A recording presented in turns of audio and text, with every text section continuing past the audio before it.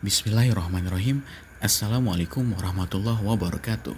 Saya Muhammad Mahfiz Zamani Al-Lutfi dengan NIM 1118050000043, mahasiswa jurusan Komunikasi dan Penyiaran Islam 4C, Fakultas Dakwah dan Ilmu Komunikasi, UIN Syarif Hidayatullah, Jakarta. Baiklah, dalam video kali ini, izinkan saya sedikit mengulas dan membahas beberapa fakta tentang salah satu tokoh perempuan di Indonesia, di mana yang beberapa saat belakangan ini banyak orang yang mengangkat topiknya dan ramai memperbincangkannya di media kabar berita, dan beliau adalah Ibu Siti Fadilah Supari.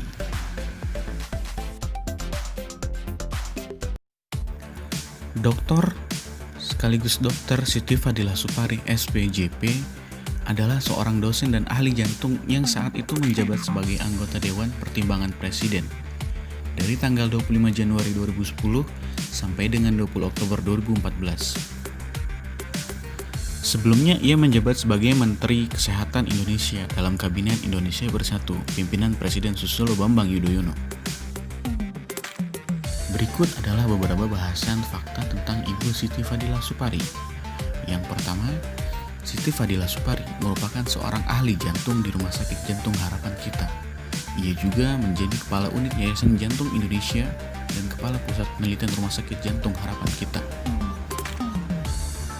Siti Fadilah juga pernah menjadi dosen tamu di Fakultas Kesehatan Masyarakat Universitas Indonesia dan di Pasca Sarjana jurusan Epidemiologi Universitas Indonesia, serta menjadi pengajar di Departemen Jantung dan Pembuluh Darah Pusat Jantung Nasional Harapan Kita, Fakultas Kedokteran Universitas Indonesia, dan staf pengajar kardiologi Universitas Indonesia. Yang kedua, ia adalah penulis buku kontroversial. Siti Fadilah mengeluarkan buku yang cukup kontroversial pada tanggal 6 Januari 2008 silam, bertajuk Saatnya Dunia Berubah, Tangan Tuhan di Balik Virus Flu Burung. Dalam buku tersebut dituliskan konspirasi barat tentang virus flu burung. Buku tersebut membuat Organisasi Kesehatan Dunia atau WHO geram dan akhirnya mengakibatkan edisi bahasa Inggris dari buku tersebut ditarik dari pasaran. Yang ketiga, divonis 4 tahun penjara. Pada tahun 2017, Siti Fadilah dijerat kasus korupsi oleh KPK dalam perkara dugaan korupsi pengadaan alat kesehatan untuk kejadian luar biasa tahun 2005 di kementerian yang sempat ia pimpin tersebut.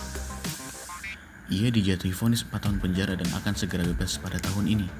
Namun, dalam sebuah video podcast bersama Deddy Corbuzier yang belum lama dirilis, Siti Fadilah mengungkapkan bahwa dirinya tidak menerima sepeser uang korupsi yang dituduhkan. Fakta yang keempat adalah petisi bebaskan Siti Fadilah. Beberapa waktu lalu beredar petisi yang menggalang dukungan agar pemerintah membebaskan Siti Fadilah.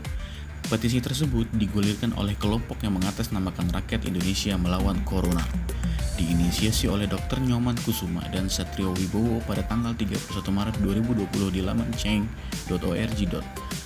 Nama Siti Fadilah digadang-gadang sebagai sosok yang tepat dan mampu dalam menangani pandemi saat ini. Kemenkes di bawah kepemimpinan Siti Fadilah disebut mampu mengatasi berbagai penyakit menular seperti flu burung dan flu babi pada tahun 2005 sampai tahun 2009. Hal inilah yang menjadi semangat petisi tersebut untuk membebaskan Siti Fadilah. Yang kelima, mengungkapkan keanehan Bill Gates. Dalam siaran podcast Deddy Corbuzier, Siti Fadilah juga mengungkapkan kecurigaan dirinya terhadap Bill Gates yang telah memprediksi terjadinya pandemi. Ia mengatakan Bill Gates juga telah mempersiapkan vaksin untuk mengatasi pandemi. Dia kan bukan dokter, mengapa begitu fasih menganalisis akan terjadinya pandemi? Menganalisis dunia akan butuh vaksin sekian miliar, buat saya itu sesuatu yang tidak masuk akal. Dia kan pebisnis, ahli komputer. Mungkin dia ahli virus, tapi virus komputer. Tapi kan virus di manusia berbeda, ujar Siti Fadilah. Mengenai virus corona, Siti Fadilah mengatakan, setiap ada pandemi dan munculnya vaksin itu bisa ditebak, ada udang di balik batu. Ada sekelompok orang yang malah siap vaksinnya. Itu, kata Siti. Ibu mencurigai ini buatan dia. Tanya Deddy. Saya tidak mencurigai, tapi semua orang bisa berpikir sendiri. Kalau semua orang dia support, setidaknya semua harus menghormati yang support. Ibu Siti Fadilah.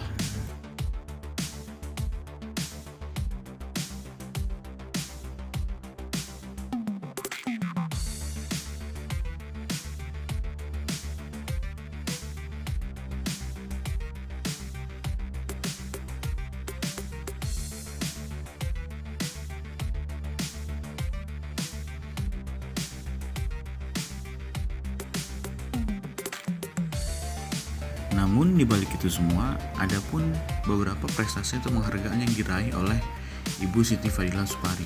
Antara lain, pada tahun 1987 The Best Investigator Award diraihnya dari Fakultas Kedokteran Universitas Indonesia. 1988 Best Young Investigator Award dalam Kongres Kardiologi di Manila, Filipina. Pada tahun 1994 The Best Investigator Award pada konferensi ilmiah tentang omega 3 di Texas, Amerika Serikat. Pada tahun 1997 Anthony Mason Award dari Universitas South Wales.